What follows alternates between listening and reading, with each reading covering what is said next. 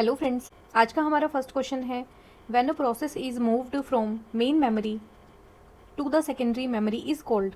जब भी कोई प्रोसेस सेकेंडरी मेमोरी से मेन मेमोरी में मूव की जाती है या फिर ट्रांसफ़र की जाती है उसे क्या बोलते हैं।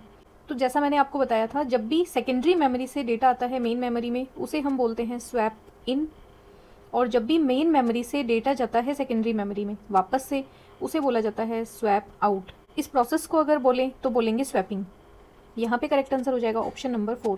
क्वेश्चन नंबर 2, C++ का छोटा सा कोड है, ये आपको एग्जीक्यूट करके देखना है। इनपुट और आउटपुट स्टेटमेंट के लिए हम हेडर फाइल iostream को यूज़ करते हैं, iostream.h। कंपाइलर मेन फंक्शन को एग्जीक्यूट करेगा जिसमें एक ही स्टेटमेंट है सी आउट, मतलब आपको स्क्रीन के ऊपर कुछ प्रिंट देना है और वो प्रिंट है यहाँ पे सिंगल कोटेशन के अंदर। तो क्या चीज़ प्रिंट होगी? जे, कैपिटल जे, हैश सिंबल, या फिर कंपाइल एरर आ जाएगी, या फिर डॉलर। तो यहाँ पे डॉलर प्रिंट तो होगा बट डॉलर साइन में ही प्रिंट होगा। ठीक है, आपको डिस्प्ले के ऊपर किस तरीके का आउटपुट दिखेगा? ये आउटपुट दिखेगा आपको। ना तो यहाँ पे कंपाइल टाइम एरर आएगी, ना ही यहाँ पे हैश सिंबल, ना ही यहाँ पे जे आएगा। Question number 3, the application protocol that makes the web work.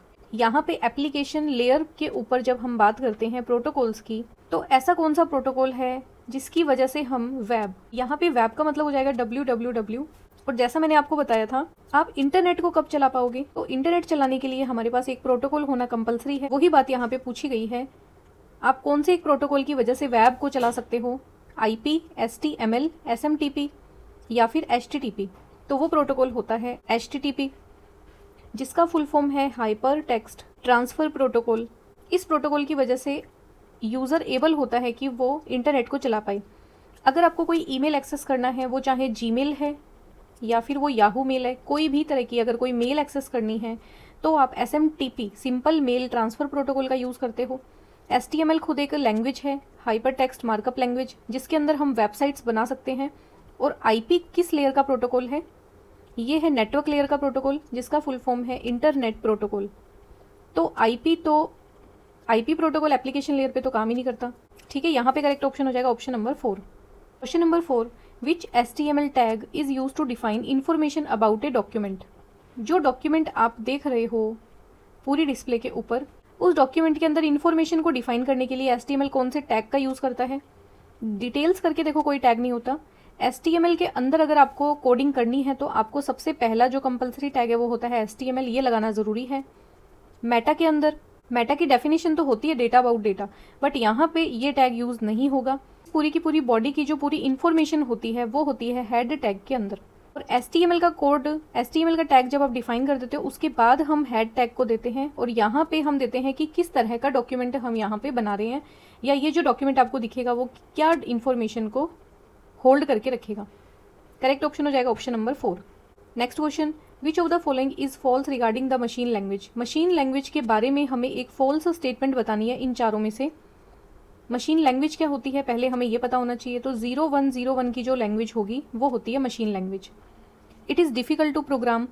तो जब भी अगर आपको कोई प्रोग्राम लिखने को बोले और आपको सब लैंग्वेज, कोई भी कोड है वो 01 की लैंग्वेज में लिखना हो, तो हमें भी पता है वो बहुत डिफ़िकल्ट होता है लिखना।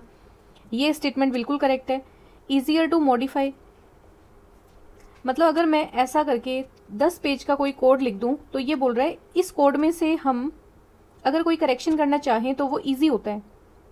ये स्टेटमेंट सही नहीं है, क्योंकि यहाँ पे तो हमें पूरा कोड चेक करना पड़ेगा, और इस कोड को जो लिखेगा, जिसे 01 की नॉलेज होगी, वो ही इसको मॉडिफाई कर पाएगा। और इसे मॉडिफाई करने का मतलब है, इससे अच्छा है कि आप दोबारा से नया कोड ही लिख लो, क्योंकि पूरे कोड को दोबारा से चेक करने से बढ़िया है कि हम दोबारा से कोड लिख लें। तो इसको मॉडिफाई करने का जो खर्चा लगेगा वो बहुत ज़्यादा होगा, ईजियर नहीं होगा, वो बहुत ही ज़्यादा डिफ़िकल्ट होगा। नेक्स्ट स्टेटमेंट है, it is made up of 0 and 1, ones and zeros. तो हाँ, मशीन लैंग्वेज 0 और 1 से बनाई जाती है, और ये मशीन डिपेंडेंट होती है। बिल्कुल करेक्ट स्टेटमेंट है कि मशीन लैंग्वेज पर्टिकुलर वो मशीन, उसके अंदर क्या प्रोसेसर है, उसका क्या हार्डवेयर है, वो कैसे सब डेटा को प्रोसेस करेगा। अगर वो 8 बिट प्रोसेसर है तो वो 8 बिट के कॉम्बिनेशन बना के इस पूरे कोड को प्रोसेस करेगा। अगर वो 16 बिट का है तो वो क्या करेगा, 16 बिट के कॉम्बिनेशन बना के इसको प्रोसेस करेगा। पूरा का पूरा जो मशीन लैंग्वेज होता है वो होता है हार्डवेयर डिपेंडेंट, मशीन डिपेंडेंट। यहाँ पे पूछा गया था फॉल्स स्टेटमेंट, तो यहाँ करेक्ट ऑप्शन हो जाएगा option number 2। Next question, consider a main memory with the capacity of 4 page frames which are initially empty, और इसमें पेज के रेफरेंस दिए हैं कि इस तरीके से हम पेज को मेमोरी में लोड करेंगे। What is the number of page fault using the FIFO page replacement algorithm. देखो ये पूरा कॉन्सेप्ट है क्या कि मेन मेमोरी के अंदर मैंने आपको बताया था सेकेंडरी मेमोरी से कोई भी डेटा प्रोसेस होने वाला जो होता है वो सेकेंडरी मेमोरी से ट्रांसफ़र किया जाता है मेन मेमोरी में। इस प्रोसेस को बोला जाता है स्वैपिंग, जो भी हमने पढ़ा। सेकेंडरी मेमोरी तो होती है यहाँ पे 512 GB की मान लेते हैं, और मेन मेमोरी होती है लगभग 4 GB की, लगभग 125 गुना बड़ी होती है सेकेंडरी मेमोरी। तो ऐसा नहीं होगा कि हम सारा ही डेटा उठा के सेकेंडरी मेमोरी का यहाँ पे ले आए, वो तो पॉसिबल ही नहीं है। हम क्या करते हैं, जो सेकेंडरी मेमोरी होती है ये भी आपको पता है कि ब्लॉक्स के अंदर इस तरीके से डिवाइडेड होती है, पेज के अंदर डिवाइडेड होती है। तो अपन क्या करेंगे, जो पेज हमें रिक्वायर्ड है हम पर्टिकुलर थोड़े बहुत पेज ही यहाँ पे लेके आते हैं। मगर कितने नंबर का पेज लेके आओगे, और उस पेज में कुछ भी हो सकता है। ये मान लेते हैं यहाँ से ही कोई मूवी स्टार्ट होने वाली है, यहाँ पे कोई डॉक्यूमेंट है जो अभी हमें एक्सेस करना है, तो पेज कुछ भी हो सकता है। बट पूरे की पूरी सेकेंडरी मेमोरी को आप ये मान लो हम छोटे छोटे पेज के अंदर डिवाइड कर देते हैं, ठीक है। अब यहाँ पे क्वेश्चन में बताया कि जो मेन मेमोरी की कैपेसिटी है वो है 4 पेज फ्रेम की, वो एक बार में सिर्फ 4 पेज फ्रेम को ही अपने अंदर स्टोर कर सकती है। और 4 पेज फ्रेम को अगर वो अपने अंदर स्टोर करेगी तो वो इस सीक्वेंस में कर रही है, बट एक बार में सिर्फ 4 ही करेगी। अब मान लेते हैं पहला पेज आया वो यहाँ पे फिल हो गया, देन दूसरा पेज आया वो यहाँ फिल हो गया, तीसरा पेज आया वो यहाँ पे फिल हो गया, और चौथा आते ही क्या होगा, सेकेंडरी मेमोरी पूरी फिल हो जाएगी, भर जाएगी।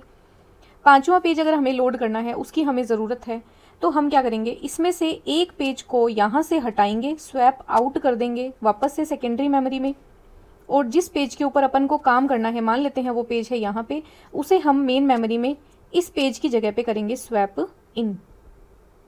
जो पेज रिक्वायर्ड है वो स्वैप इन करेंगे मेन मेमोरी में, और उसे किसकी जगह लेके आएंगे, तो उस पेज को हम वापस भेज देंगे सेकेंडरी मेमोरी में। इसे प्रोसेस को बोला जाएगा स्वैप आउट। अब स्वैप आउट करने के लिए जब आप उस पेज को बाहर निकालोगे मेन मेमोरी से, तो आप कौन सी पेज रिप्लेसमेंट एल्गोरिदम का यूज़ करोगे, वो है फीफो। इसका फुल फॉर्म होता है first in first out. Main memory में जो सबसे पहले पेज आया था उसे हम सबसे पहले ही बाहर निकालेंगे। बट ये पूरा प्रोसेस कैसे होगा वो अब हम स्टार्ट करेंगे समझना, और इसको करने का क्या तरीका रहेगा, आपको भी एग्जाम में इस तरीके से ही इसको हैंडल करना है। यहाँ पे ये पेज किस ऑर्डर में आ रहे हैं पहले हम उस ऑर्डर को लिख लेंगे, 1 नंबर, देन 3 4 4 3 2 1 7 5 6। हमारे पास पेज कितने हैं, 4 पेज हैं। तो यहाँ पे हम एक 4 पेज का ब्लॉक बना लेंगे पूरा का पूरा। स्टार्टिंग में देखो ये पूरी रैम अभी खाली है, मेन मेमोरी पूरी खाली है। ये 1 नंबर पेज की जगह ये 2 नंबर की, ये 3 नंबर की, और ये 4 नंबर की। जब पेज नंबर 1 आएगा मेमोरी में, उस टाइम पे क्या पहले से 1 नंबर पेज था तो मेमोरी में पेज नहीं था, इस वजह से हमने उसे रैम के अंदर स्वैप इन करवाया, और यहाँ पे एक फॉल्ट हो जाएगा। क्यों, क्योंकि रैम के अंदर अभी हाल फिलहाल में मेन मेमोरी में 1 नंबर पेज था नहीं, और जब नहीं होगा तो वो कहलाता है पेज फॉल्ट, कि सीपीयू आया पेज 1 को देखने के लिए, और इस एक पेज के ऊपर मान लेते हैं कोई डॉक्यूमेंट ओपन करना था, बट वो डॉक्यूमेंट उसे मिला नहीं, तो वो कहाँ से रिक्वेस्ट करेगा, सेकेंडरी मेमोरी से रिक्वेस्ट करेंगे कि मेन मेमोरी में वो पेज हमें नहीं मिला, इसलिए आप उस पेज को मेन मेमोरी में शिफ्ट करो। तो जब भी हमें कोई पेज मेन मेमोरी में नहीं मिलता, उस कंडीशन को बोलते हैं पेज फॉल्ट। और हमें ये देखना है पूरी प्रोसेस में कितने पेज फॉल्ट यहाँ पे होंगे। तो देखो स्टार्टिंग में रैम खाली थी, मेन मेमोरी खाली थी, 1 नंबर पेज हमें चाहिए था, बट तो यहाँ पे कोई पेज नहीं था, इस वजह से एक फॉल्ट तो यहाँ पे हो जाएगा। अब ये प्रोसेस बढ़ेगी आगे। अब डिमांड आई है सीपीयू की तरफ से 3 नंबर पेज की। अभी हाल फिलहाल हमारे पास 1 नंबर पेज है और 3 नंबर पेज हमारे पास नहीं है, तो यहाँ पे 3 नंबर को हम वापस लाएंगे सेकेंडरी मेमोरी से, एक पेज फॉल्ट यहाँ पे भी हो जाएगा, और 3 नंबर आ जाएगा हमारी मेमोरी में। कौन सी मेमोरी में, मेन मेमोरी में। अब डिमांड आई सीपीयू की तरफ से 4 नंबर पेज की। 4 नंबर भी हमारी मेमोरी में नहीं है, इसलिए एक फॉल्ट और हो जाएगा, और अब हमारे पास पेज आ गए 1 3 और 4। अब देखो नेक्स्ट रिक्वेस्ट आई पेज नंबर 4 की, वो हमारे पास ऑलरेडी है, तो यहाँ कोई पेज फॉल्ट नहीं होगा। फिर हमारे पास डिमांड आई पेज नंबर 3 की, तो फिर से जो पेज फॉल्ट है वो नहीं होगा, क्योंकि 3 नंबर पेज भी हमारे पास अवेलेबल है। और अब डिमांड आई है 2 नंबर पेज की, तो 2 देखो हमारे पास मेमोरी में नहीं है, इसलिए एक बार फिर से पेज फॉल्ट हो जाएगा, और इसे भी हम मेन मेमोरी में जगह देंगे। इस समय मेन मेमोरी में कौन कौन से पेज हैं, 1 3 4 और 2। नेक्स्ट डिमांड आई है पेज नंबर 1 की, एक हमारे पास मेमोरी में रखा हुआ है, इसलिए कोई पेज फॉल्ट नहीं होगा। इस पर नेक्स्ट डिमांड आई है 7 नंबर पेज की। देखो 7 नंबर हमारी मेमोरी में नहीं है, तो पेज फॉल्ट तो यहाँ पे हो जाएगा, बट हम इसे रखेंगे कहाँ पे? इसे रखने के लिए हमारी जो मेन मेमोरी अभी हाल फिलहाल 4 ही पेज रखने की जगह थी वो फुल हो चुकी है, तो हमें एक जगह खाली करनी पड़ेगी। हम कौन से वाले पेज को रिप्लेस करेंगे? जो सबसे पहले मेमोरी में आया था। यहाँ पे आप देखो सबसे पहले कौन सा पेज मेमोरी में आया था? Page number 1। तो इस 1 को तो हम यहाँ पे हटा देंगे और इसकी जगह पे हम किसे जगह दे देंगे? 7 नंबर पेज को। और मेमोरी में कौन कौन से पेज हो जाएंगे? 7, 3, 4, 2। नेक्स्ट पेज आया है 5। 5 भी हमारे मेन मेमोरी में नहीं है, यहाँ पे भी एक फॉल्ट हो जाएगा। फॉल्ट होने के साथ में इसे हम जगह कहाँ पे देंगे? तो दूसरे नंबर पे, मतलब रिप्लेसमेंट एल्गोरिदम में फर्स्ट इन फर्स्ट आउट, जो सबसे पहले आया उसे सबसे पहले सिस्टम से बाहर निकालेंगे। एक नंबर को हम बाहर निकाल चुके हैं। दूसरे नंबर पे कौन सा पेज आया था? 3। 3 को भी हम बाहर निकाल देंगे। इसकी जगह हम जगह देंगे 5 को। और इस समय मेमोरी में कौन कौन से पेज हैं? 7, 5, 4, 2। नेक्स्ट पेज आया है 6। अगेन ये 6 जो है वो हमारी मेमोरी में नहीं है, पेज फोल्ड हो जाएगा। और 6 को हम कहाँ जगह देंगे? 3 के बाद देखो कौन सा पेज आया था? 4। तो 4 की जगह पे हम रख देंगे 6 को। और लास्ट में मेमोरी में कौन कौन से पेज होंगे? 7, 5, 6, 2। Total number of page fault हमसे पूछे गए हैं यहाँ पे, तो आप इनको काउंट कर लो। 1, 2, 3, 4, 5, 6, 7। Total number of page fault कितने हैं? 7। आपका करेक्ट ऑप्शन हो जाएगा ऑप्शन नंबर डी। ठीक है, ये पेज रिप्लेसमेंट एल्गोरिदम के क्वेश्चन है, तो अगर आपको समझ आया तो ठीक है, अदरवाइज जितने भी एग्जाम में आए हुए हैं हम इनको डिस्कस करते रहेंगे। आप इस वीडियो को ही दोबारा फिर से देख लेना और इसको समझने की कोशिश करना एक्चुअल में ये प्रोसेस हो कैसे रहा है। Next question, which of the following is a type of network topology? कौन सा एक टाइप है यहाँ पे नेटवर्क टोपोलॉजी का? तो नंबर 1 पे स्टार टोपोलॉजी।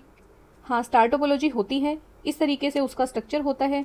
बीच में जो आपको डिवाइस दिख रही है ये होता है या तो हब या फिर होता है ये स्विच। आसपास में लैपटॉप, कंप्यूटर, प्रिंटर कुछ भी हो सकते हैं, नोट्स, इनको नोट्स भी बोल सकते हैं। ये स्ट्रक्चर होता है स्टार टोपोलॉजी का। बीच वाली डिवाइस के थ्रू ही हम कम्युनिकेशन कर पाएंगे। अगर ए को कोई मैसेज भेजना है डी को, तो वो सबसे पहले भेजेगा बीच में हब को या स्विच को और फिर वो भेजेगा डी को। नंबर 2 पे बस टोपोलॉजी भी एक टाइप होता है। इसमें आपके पास एक केबल होती है जिसके थ्रू आप अलग अलग नोड्स को कनेक्ट करते हो, अलग अलग कंप्यूटर को, प्रिंटर को आपस में कनेक्ट करते हो। और मैंने कल आपको बताया था कि बस टोपोलॉजी को ही हम मल्टी पॉइंट टोपोलॉजी के नाम से भी जानते हैं। और टोपोलॉजी की जो डेफिनेशन होती है वो क्या होती है? जियोग्राफिकली आप अपने कंप्यूटर को कैसे कनेक्ट करते हो। स्टार के रूप में करोगे तो वो स्टार टोपोलॉजी, बस की तरह करोगे तो वो बस टोपोलॉजी। इसमें ये होती है ड्रॉप लाइन, जिस लाइन के थ्रू हम किसी भी डिवाइस को कनेक्ट करते हैं। और यहाँ पे जिस कनेक्टर से इसको जोड़ा जाता है उसे बोला जाता है टी कनेक्टर। नेक्स्ट है कार टोपोलॉजी। तो कार टोपोलॉजी करके कोई टोपोलॉजी नहीं होती। यहाँ पे करेक्ट आंसर हो जाएगा ऑप्शन नंबर 1, 2 मतलब B. Next question, a measure of the amount of memory needed for an algorithm to execute is called. जब भी हम किसी एल्गोरिथम को एग्जीक्यूट करते हैं, एल्गोरिथम क्या होती है? किसी प्रॉब्लम का स्टेप बाय स्टेप सॉल्यूशन हम लिखते हैं, उसे कहते हैं एल्गोरिथम। अब एल्गोरिथम में हम 2 चीज़ें यहाँ पे मेजर करते हैं। एक तो वो एल्गोरिथम मेमोरी में कितना स्पेस लेगी और उसे रन करने में हमें कितना टाइम लगेगा। कंडीशन क्या है? एफिशिएंट एल्गोरिथम कौन सी मानी जाएगी? जो कम से कम स्पेस में मेमोरी में जगह ले और कम से कम टाइम में वो एग्जीक्यूट हो जाए। फास्ट होनी चाहिए और कम मेमोरी लेनी चाहिए। यहाँ पे पूछा है एक ऐसा मेजरमेंट जो अमाउंट ऑफ मेमोरी को बताएगा कि कितना अमाउंट ऑफ मेमोरी वो एल्गोरिथम लेती है। इसका मतलब वो बात क्या कर रहे हैं? फंक्शनल डिपेंडेंसी, फंक्शनल एफिशिएंसी की, टाइम एफिशिएंसी, स्पेस एफिशिएंसी या अमोर्टिसाइज्ड एफिशिएंसी। तो ये अगर जब बात होती है मेमोरी की तो हम बात कर रहे होते हैं स्पेस एफिशिएंसी की। अगर यहाँ पे अमाउंट ऑफ टाइम के बारे में जिक्र करता कि कितने टाइम के अंदर वो एल्गोरिथम एग्जीक्यूट हो जाएगी, उसे हम बोलेंगे टाइम एफिशिएंसी। ठीक है, यहाँ पे करेक्ट आंसर हो जाएगा option number 3। Question number 9, LIFO order is used in which of the following data structure. LIFO का पहले तो फुल फॉर्म क्या होता है? Last in first out. क्यों देखो कैसे होती है? क्यों होती है इस तरीके से लाइन में। और क्यों किस एक स्ट्रक्चर के ऊपर काम करती है? आप हमेशा ध्यान रखना फीफो पे, फर्स्ट इन फर्स्ट आउट। इसका एग्जांपल लेते हैं। यहाँ पे कोई टिकट काउंटर है, जो नंबर 1 पे आके सबसे पहले टिकट लेगा वो इस लाइन से सबसे पहले बाहर हो जाएगा। देन नंबर आएगा 2 का, देन 3 का, देन 4 का। नंबर 1 पे आया कौन था? 1 नंबर वाला, उसे ही हमने सिस्टम से सबसे पहले बाहर कर दिया। ट्री कैसा स्ट्रक्चर होता है? ट्री होता है इस तरीके का स्ट्रक्चर। इसमें देखो लास्ट इन फर्स्ट आउट वाला तो कोई सिस्टम ही नहीं है। यहाँ पे ये नोड हम एक्सेस कर पाएंगे, देन ये वाली, ठीक है। और इसकी जगह पे हम इस रास्ते में जाने की जगह पे हम इसे भी एक्सेस कर सकते हैं। तो कोई ऑर्डर फिक्स नहीं है ट्री का। और अगर स्टैक की बात करें, स्टैक देखो कैसा डेटा स्ट्रक्चर होता है, इस तरीके से स्टैक होती है। यहाँ पे जो भी एलिमेंट सबसे पहले आएगा वो सबसे नीचे जाके सेव हो जाएगा। 1 नंबर, 2 नंबर, 3 नंबर और 4 नंबर, मतलब जो लास्ट में आएगा 4 नंबर, जब हम बाहर भेजने की बात करेंगे तो सबसे पहले वो ही जाएगा। सबसे पहले इस स्टैक से बाहर कौन आएगा? 4 नंबर। जब 4 नंबर बाहर आ जाएगा सिस्टम से, देन हम 3 नंबर को बाहर निकाल पाएंगे और उसके बाद 2 नंबर। जो सबसे पहले आया था उसे हम सबसे लास्ट में सिस्टम से बाहर करेंगे। इसका मतलब स्टैक डेटा स्ट्रक्चर एक ऐसा डेटा स्ट्रक्चर है जो लास्ट में आता है, लास्ट इन, वो सबसे पहले बाहर हो जाता है, फर्स्ट आउट। तो स्टैक के डेफिनेशन में मैं आपको एक शॉर्टकट बता देती हूँ कि क्यू होता है फर्स्ट इन फर्स्ट आउट। इसमें दोनों एफ यहाँ पे होते हैं। दूसरा कोई वर्ड यहाँ पे यूज नहीं लिया जाएगा। स्टैक के लिए 2 वर्ड यूज आते हैं, लीफो और फिलो। या तो जो लास्ट में एंटर हुआ वो सबसे पहले आएगा, या फिर जो सबसे पहले आया था फर्स्ट इन, वो सबसे लास्ट में बाहर जाएगा। जब भी फिलो और लीफो, इनमें दोनों में वर्ड अलग हो जाएं, LF और FL, ठीक है, वो होता है कौन सा डेटा स्ट्रक्चर? वो होता है स्टैक। जब दोनों ही वर्ड FF आएंगे तो कौन सा डेटा स्ट्रक्चर हो जाएगा? Q, first in first out. और लिंक लिस्ट में भी देखो ऐसा कोई प्रोसेस नहीं होता लीफो, फिलो और फीफो का। क्यों? क्योंकि लिंक लिस्ट इस तरीके से बनी होती है, एक नोड आप एक्सेस करोगे, उस नोड के अंदर ही आगे वाले पोर्शन में अगली नोड का एड्रेस होता है, अगली नोड तक जाने का रास्ता होता है, और फिर उस नोड पे पहुंचने के बाद आप उससे अगली नोड पे भी जा सकते हो, क्योंकि इसके भी अगले पोर्शन में नेक्स्ट नोड का एड्रेस होता है। यहाँ पे कोई ऑर्डर नहीं होता, इसमें सिर्फ एक लाइन के अंदर डेटा चलता रहता है। हमें डेटा इस तरीके से ही एक्सेस करने पड़ेंगे, और डिलीट भी करना है तो हमें इस तरीके से ही उनको ढूंढना पड़ेगा, और देन हम उसे डिलीट कर पाएंगे। यहाँ पे करेक्ट आंसर हो जाएगा ऑप्शन नंबर 3। आज का हमारा लास्ट क्वेश्चन है, व्हाट इज राजमेघ? तो ये क्वेश्चन बहुत सारे एग्जाम में पूछा गया है राजस्थान वालों में।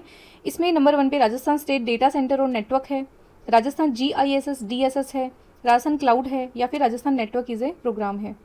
राजमेघ देखो राजस्थान गवर्नमेंट के द्वारा बनाया गया एक क्लाउड है, इसके ऊपर हम डेटा स्टोर कर सकते हैं। और ये एग्जैक्टली कहाँ से ऑपरेट हो रहा है? तो जयपुर के अंदर Bhamashah centre, Bhamashah data centre है, वहाँ इसकी ऑपरेटिंग होती है। पूरा का पूरा इस राजमेघ को ऑपरेट किया जाता है।